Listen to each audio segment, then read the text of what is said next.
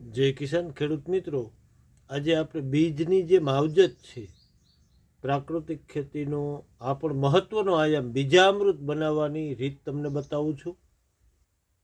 ખેડૂત મિત્રો, ખેડૂતોની દિશા અને દશા બદલાવતી પ્રાકૃતિક ખેતીને સપોર્ટ કરવાની ખાસ જરૂર હોય તો ખેડૂતો સુધી સાચી માહિતી પુગાડવા વિનંતી બધાને, અને જરૂર આ અપનાવવું. અને આગળ હવે બીજામૃતમાં આપણે જોઈ તે સામગ્રીની વાત કરીએ તો સર્વપ્રથમ આપણે એક પાત્રમાં 20 લીટર પાણી ભરશું, જેમાં આપણે બીજામૃત બનાવવાનું છે.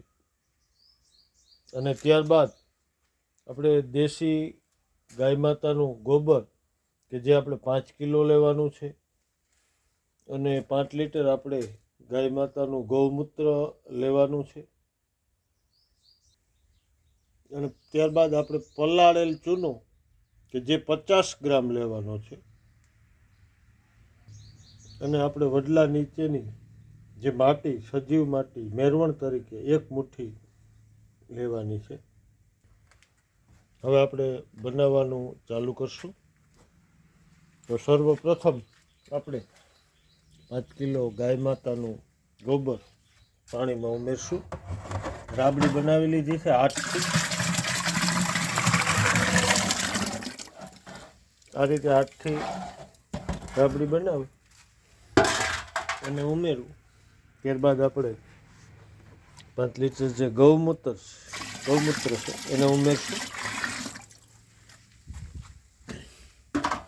અને આપણો જે ચૂનો પલાળેલો છે તેને ઉમેરશું.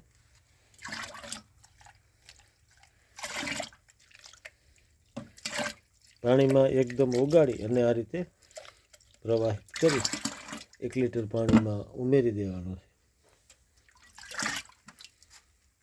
અને હવે આપણે વડ નીચેની જે માટી છે 1 મુઠ્ઠી તેને પણ આ રીતે પાણીમાં પલાળી ઉમેરી દઈશું.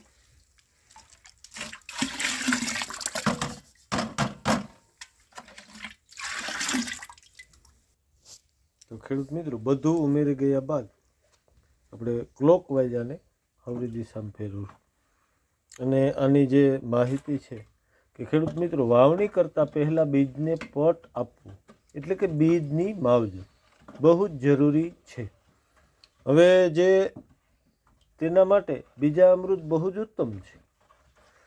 હવે જીવામૃતની જેમ જ બીજામૃતમાં પણ જે વસ્તુનો ઉપયોગ કર્યો છે, જે પાણી પાસે નિઃશુલ્ક ઉપલબ્ધ છે, આમાં કાંઈ ખર્ચો નથી. અને બીજ સંસ્કાર તો કે શાકભાજીના સારા ઉત્પાદન માટે તેના બીજની બીજામૃતથી માવજત કરો. બીજોનું બીજ માવજત કરવાથી તેનું સારી રીતે અંકુરણ થાય છે અને સારા પાકના રૂપમાં સારું ઉત્પાદન મળે છે. બીજને બીજામૃતમાં ડુબાડો અને સામાન્ય બિયારણને 6 થી 7 કલાક માટે, અને અમુક જે ખાસ એટલે કે જાડી છાલવાળા બિયારણને 12 કલાક તેને બહાર કાઢો. તેને છાયામાં સૂકવો અને ત્યાર પછી તેને ખેતરમાં વાવી. હવે આ બધી જે વસ્તુ છે, આ બધી વસ્તુઓ પાણીમાં ભેળવી 24 કલાક સુધી રાખો અને દિવસમાં 2 વખત લાકડીથી હલાવો. ત્યાર પછી આ બીજામૃત વડે બીજ માવજત કરો. પછી બીજને છાયામાં સૂકવી અને સુકાઈ ગયા પછી વાવણી કરો.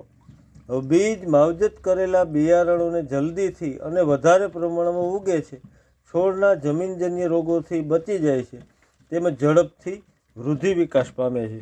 તો ખેડૂત મિત્રો, આપણે આજે બીજામૃતનો આયામ છે, આનો આપણે જરૂર ઉપયોગ કરવો અને આપણા બિયારણ પ્રમાણે કરવો.